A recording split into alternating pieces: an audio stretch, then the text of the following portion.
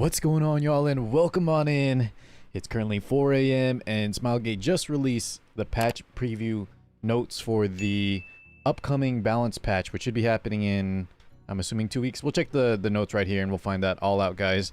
But there's a handful of units, one Moonlight 5, I think 2 5-star units, specialty change unit, and then some artifacts. Not the biggest balance patch, but two of the ladies sitting here at the table are featured there, and some of it I think I'm pretty excited for. I'll go ahead and give y'all my rating though. If y'all see from above, guys, let me know too in the comments below. What would y'all rate these balance patches? I'll probably end up doing these on the regular, because sometimes these patch notes fly under the radar, and then I think some of y'all sometimes want to hear just my overall thoughts on these changes, how they might impact you, if they're really noticeable or kind of meh. But anyways, yeah, just let me know in the comments below, guys. I love to hear from y'all. But without further ado, yeah, let's check out these notes, boys. I got them ready right here. Let's check them out. So, balance patch preview, 5 heroes, 2 artifacts, and they're scheduled on the 28th. I believe that might actually, this might make it in time for the end of the RTA season. I think it will, which is kind of interesting. Okay, so the balance targets are, guys, 1 Moonlight 5, yep, 2 5-stars, 1 Moonlight 4-star, and then a specialty change 3-star. So sometimes we've seen a lot more units, like sometimes we see doubles, special change units, we'll see other 4-stars. But yeah, this time it's a shorter patch, and I'm gonna be honest with y'all. I think we can all agree, guys, Mediator Kowerik, we all called him Mediocre Kowerik, so he definitely deserves to be on this balance patch list. But I'm surprised he's on here, and we're missing a few other units, my opinion, like Judge Kisei, Designer Lilibet. You guys have any Moonlight 5s that you thought were going to be here also or instead? But those of you that have Mediator Kowerik, I'm happy for y'all. We'll get to the notes just here in just a second. Ida, Yufine, Blade Karin, and Zealot Carmainerose, who's the Banshee, the red Banshee, 3-star specialty change. And then 2 artifacts, which I believe Mage Artifact and a Thief Artifact. Alright, let's go down and talk about them. So the Moonlight 5 on this patch, guys, and it seems like they always do 1 Moonlight 5, will be Mediator Kowerik, which like I was saying, I'm super surprised with, because he's a pretty recent Moonlight 5 compared to like how old Judge Kisei is. But he definitely needed some buff, so it's nice to see this here. The first thing from Retribution increases combat readiness of the caster by 15% max. So, except for the caster. So now he's self-CR pushes. Balance of power now dispels all buffs, which is kind of crazy. Damage and barrier strength increase. Okay, so stronger barriers as well. And guys, with how strong injury is, I think any buffs to barrier is really good, because yeah, injury is kind of becoming a problem lately. At least for units like Apocalypse, Ravi, and Bellion. But Nature's Restoration now increases combat readiness of the caster by 50%. When the skill is available at the start of the turn, decreases the debuff duration of the caster by 1 turn. I feel like Smilegate is pushing these a lot more. Before this, units like Sage Ball had this kind of effect. Guys, let me know any other units that have this kind of, when the skill is available at the start of the turn, they get something, and he decreases debuff durations on himself by 1 turn, which is really nice. So, he definitely, is that everything? Yeah, same thing here. Yeah, guys, I think now he is definitely going to be able to get some skills off. He's going to be very hard to debuff, which he already kind of was, because people built him with effect resist. But now even if you stick something with like Ignore effect resist, he's going to decrease the buff durations when this is active. He's also has a lot of CR push both on this, which I think is his skill 1. Yeah, that's the skill 1, I believe. And then dispels buffs, and now stronger barriers. And damage too. I mean, I don't think his damage is anything to write home about, but it's always nice, because he is he's a warrior. And then last but not least, another huge CR push. And then that cool effect where whenever you don't have that active. I think DJ Bazaar also has an effect like this, guys, but it might be more, I think it might be more passive. Anyways, let's see what they say here. Initially designed to warrior capable of protecting allies, but far too stats. Yeah, I agree. He felt like they wanted him to do too much. After this adjustment, lots of CR push, turn earlier, and then decrease the debuff duration of the cast by 1 turn under a condition. Easing the need to set proper equipment. Guys, I think if you have Mediator Kowerik and you were kind of benching him, definitely start looking to pick him up. I think he already had a spot somewhere, but there was like, the problem with him is, why run him instead of a different sort of cleanser, usually like a Soul Weaver that can also heal and do other things. But now, like, that he's guaranteed to get all the CR push. He's gonna be able to be active. He has things that just happen outside of his turn. So he's gonna be very hard to debuff as well. I think he's gonna be solid. I kind of wish I had him at the moment, especially I think like versus units like AOL Angie. Let's see. I think he's gonna be in a much better spot. So good changes for him. The problem I have, though, is I think a lot of us skipped, right, guys? Let me know if y'all pulled from or skipped. But I definitely skipped because we called him Mediator Kowerik for a while. All right, next up we got Ida. Definitely another unit that had trouble. And my impression of her, guys, was before she was a crowd control unit, kind of like Ambitious Tywin, just a lot worse. So let's go ahead and see what they changed. First up, they changed Unhealable to decrease defense or defense break, which is very good. That's awesome. Because I think we're going to use her in a control comp. I mean, that's... Having decreased defense or defense break in a control comp is huge because we want to be able to get, you know, some significant... We need some lethality eventually. Cold Snap dispels 2 buffs, which is really good in this Fallen CC meta.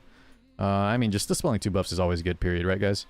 We double the amount of buffs dispelled. The combat readiness decrease also got increased from 5 and 20 to 15 and 40. That's a lot.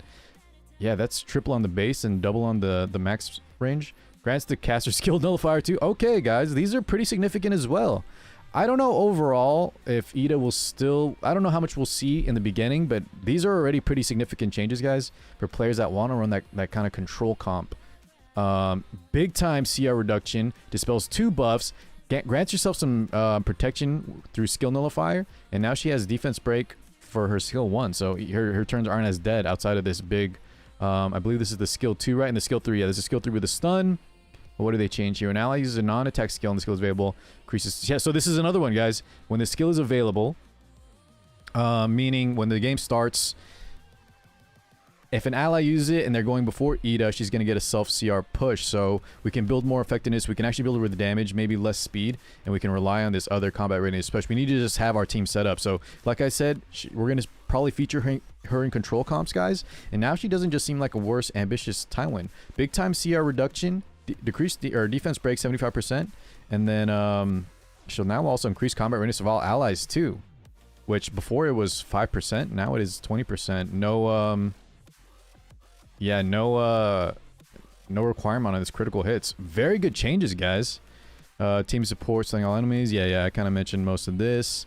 We replacing he will decrease defense. Okay, yeah. Another big change, guys. Those of you that... I think a lot of people loved Ida's looks, but she just felt underwhelming. I think overall this is an awesome change by Smilegate. So far, guys, both of these are very significant. Big balance patch. Because in some other balance patches, they change things that I feel like don't really address any issues. They don't make the unit better. They're kind of just like side grade upgrades. But these are definitely good. So far, 2 for 2. I don't really have either of those units, but I'm glad those of you that have them, those buffs look much better. All right, Yufine, who I definitely have, and I have her at like plus 14. Well, guys, we all love Yufine, right? Let's see what they're changing here. Increase effectiveness of the caster. That's kind of weird. I know her artifact also goes... Like, I don't understand this effectiveness thing they like with Yufine. I understand like her skill 2, her skill 3 stuns, and then skill 2 can also like strip. So she wants... It wouldn't be bad to have her with some, but this doesn't really affect or fix really her usability. Extends duration of the buff granted by skill by 1 turn, grants an extra turn. This is it? Just Dragon Charge is going to get increased effectiveness of the caster and extends duration of buffs by 1 turn and grants an extra turn. Minus 1 turn cooldown too. Okay, I mean, these are alright, I guess. This isn't really going to make her usable in PvP any more than she is now, guys. And I really don't understand the increased effectiveness. Let me know what y'all think about these. Maybe great for some expeditions or something. But overall... I think people that were using Yufine, and some people are using her to one-shot, some people just like using her, period. There's like the cool labyrinth trick with her, guys. Maybe I'll make a video on it. But overall, yeah, I don't think these are that significant. This is probably the first miss of the balance patch. Players not able to use their core skill, Dragon Charge as often as needed. Yeah, but you can't really use it. I'm assuming this is for PvE, just so you can spam it some more. Which is alright, I guess. Okay, I heard this one was good, guys. Blade Karin. So our... Moonlight Force saw increase Carmainrose of the cast by 15% on the skill 1. When the enemy is defeated, increase Carmainrose of the cast by an additional 35%. Okay, so they split it up. It's still 50% total, guys. But let me see here. Increase Carmainrose. Why did they split it up in two? We'll see here in a second. The Cursed Sword, guys, this is crazy. At the start of the battle, grants immortality to the caster for 1 turn. I think Blade Karin is going to be really fun to use. Let's see what else they're changing. Increases attack of the caster for 2 turns. Yeah, people were telling me about these before I read the patch notes. I waited for you guys, but I saw some, or I heard about some of these. Increases caster attack of the caster, and then increase combat rate of the caster by 50% when he is defeated. Cannot trigger a counterattack. Guys, right now, this is one of the #1 issues people have in just PvP in general. Units like Violet, units like Rem are just really annoying to fight against. And so we have another unit now that cannot trigger a counterattack, and it's on Blade Karin, who a lot of people love, and she just kind of felt, you know, not super strong at the moment. So these changes are amazing. Yeah, increase attack. So self-increase attack. Remember, guys, this was kind of the bug where people were wondering if there's a selector. Now there's going to be no selector talk. She's just straight up getting big buffs, which is good. Yeah, let's see here. So, immortality for the first turn. Increase self-increase attack. Cannot trigger counterattack. And then I'm not sure. Let's see what they meant. If you guys know why they split this up into... Oh, so... Increases combat readiness of the... So it always... Sorry, guys. I combined these two here. I understand what this is now. Now she always gets... 15% CR whenever she skill 1s, and then if she kills the unit with that skill 1, she'll get an additional 35. I got it. So much better. This is just straight up buff. Instead of a total 50%, now anytime she skill 1s, regardless of if she kills or not, she gets a CR push. So, boys, this change was huge. I expect to see her a lot. Those of you that have her on bench, bring her out. I'm going to start with Arena, Guild War offense. We can abuse the AI. If they do any AoE, if they hit her a lot, she's going to have immortality. We just need to watch out for brutal debuffs, but hopefully we can bring him immunity, and then maybe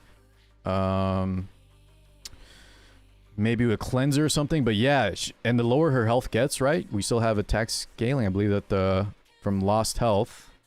We'll see here. And yeah, guys, this is huge. I think Blade Karin is my favorite pick of the patch so far. We'll see the rest. I don't really know about this one. Anyways, let's keep going. Zealot Carmainerose. All right, guys, I'm gonna be honest with y'all. I don't really know too much about this 3-star. I'm gonna need y'all's help. But overall, let's see. So they're... Looks like they're going away with the target is an Earth Elemental hero, and it's just going to be a different kind of buff. I think that's good. I don't like when units are pigeonholed into fighting just their opposite element, for example.